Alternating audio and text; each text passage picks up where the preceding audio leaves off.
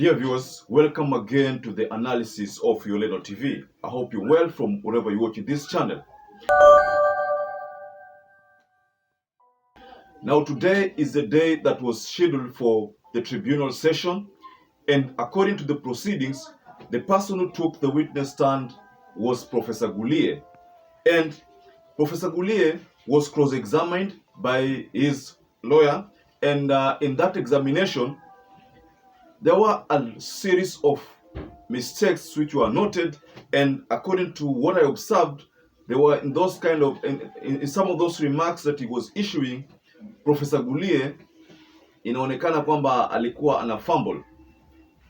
So there is something I noticed, some kind of lie I noticed, whereby during the cross, and I share that video with you, ladies and gentlemen, just stick by. During cross examination, GULIYE said that there was not time to produce copies for other commissioners. The law requires that all the commissioners must be given the summary results for them to cross-examine before they can actually give their approval on the final result, which is normally shared by the CEO, who in this case was CEO Marjan. So there's something that I noticed in that during a submission, that if he was saying that the results could not be produced because of time frame, and that they didn't have time, even though the Supreme Court also during that petition hearing said there was additional day, then I'm asking myself, is it true that the government printers cannot produce 7 copies of 400 pages within 24 hours? Is that not possible? That is a question that I leave to you viewers, then you can answer it for yourself. So in the submissions, again, I've noticed that GULIYE, that's the Prof, failed to pin MASIT in this crisis. Duration, then you flow to 19, explain that.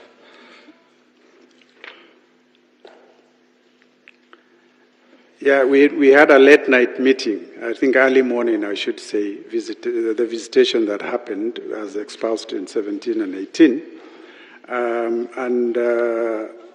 Having heard the sentiments of the visitors, the senior citizens, then commissioners had a chance to react to the request that was made, of which some of the commissioners were actually of the opinion that they agreed with the senior citizens' sentiments. Professor, let's go slowly. Yeah. You have 17 and 18 talking about visitors and the request for moderation. Yeah. Where exactly was this happening? This was in the Tally Center room, a hall or auditorium, but we had a commissioner's holding room. Okay. Was this in the holding room? Yes, this meeting was happening in the holding room. All right. Within the commission, who was present?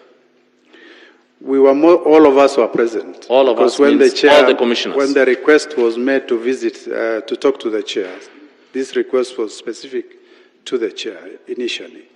But the chair said he was not going to have discussion with the visitors unless the other commissioners are present. So we were present. All the commissioners are present, yeah, including Commissioner Irene MASIT. All of us were present, yeah. We flow to paragraph 19.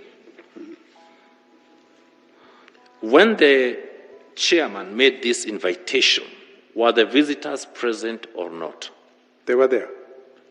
The visitors were present. Yes. And these are the ones mentioned in paragraph 17. Yes.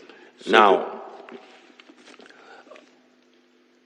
we have Commissioner Juliana CHERERA, Justice Nangaya, Irene and Mr. MASIT, and Commissioner Francis Wanderi. You say they agreed, and I need to be very specific only to Commissioner Irene MASIT. When you say that she agreed to the remarks, please kindly explain what you mean. The remarks are the remarks that were explained in 17 and 18 of moderating the results for purposes of ensuring that the country is held together. So what position was taken in that boardroom by Commissioner Irene MASIT? The position was that she was in agreement with the elders' sentiments. That The results should be moderated to the extent that we announced a particular candidate, as explained in 18. And the candidate they wanted to be announced, was it the winning candidate? At that point, I personally did not know who is the winning candidate. Oh, you did not know at that point. So I didn't know who was the winner at the time.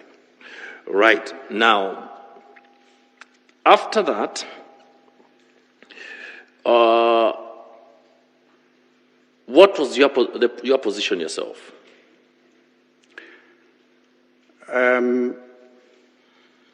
Personally, the contribution I made when the chair gave us an opportunity to react is what I have mentioned there, and I said we need to abide by the Constitution. Right, you need to abide by the Constitution. Yes. What does that mean?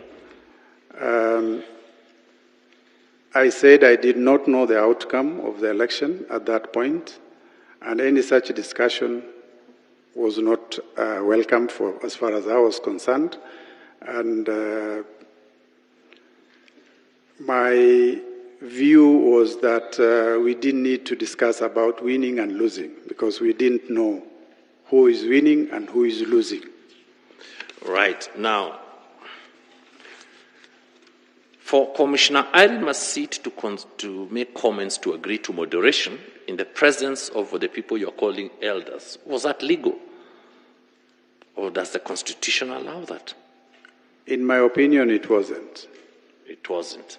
Because we saw an oath of office to uphold the Constitution, and the Constitution defines how a winner in a presidential contest is to be declared. Right. Now, we flow from there to paragraph 23 to 28. Appears you had other visitors, and before we go there, at what point then did these first visitors leave, and at around what time? They were around, the discussions were happening around 3 a.m., 3:30, thereabout. And this is 3 a.m. of which day? Of 15th morning. On the 15th August 2022. 2022, yes. Right. And then at what point do they leave for the next batch that starts at paragraph 23 of your affidavit? Immediately we had the discussions, and having seen our sentiments, they left immediately. The visitors? The visitors, yes. Right. And so then it's now the next morning. Actually, the morning began at midnight, so after midnight. So after around 8 or 9 in the morning is when the chairman gets a call asking him that there are visitors that are going to. He should expect some visitors. Yes. And so, true to that, I was informed by the security in charge of the bombers, that there was a team that had arrived, I think they are about 10 a.m. in the morning. And the intention was to meet the chairman. And did they come? They came, yes. And look at paragraph 23. Are those is that the team, the names there, are those the people who arrived in the next group of visitors? Yes, the ones who came at 10, and they were seated at the office of the in charge of security. Yes. Which was within the bombers area, actually not far from the tally center. Yes. And so he left them in his office, and he's the one who walked to the tally center where we were, at our holding room, to inform us that the visitors have arrived. Then what happened after that? So the chair, they wanted to see the chair, and so the chair had said that we were going to see them, but we were finalizing some verification process, and we were going to see them at 2 o'clock. Now, in this verifying process that you are finalizing, was there a dispute as at that time as you're doing the verification? Not that I'm aware of. So amongst the commissioners, everything Amongst was the commissioners, we did not have any dispute at that time. as at that time. Yeah. Again, something that I found very strange is this timing between Bomas of Kenya and the Serena Hotel.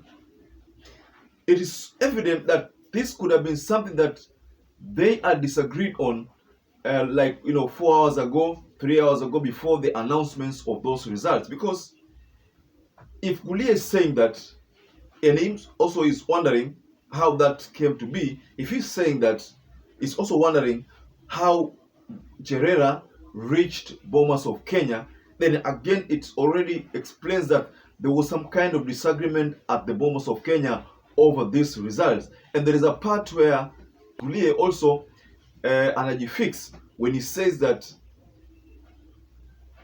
he had issued Chief Agent Kanchori Kanchori was actually the chief agent of the Azimio One Kenya Alliance presidential candidate.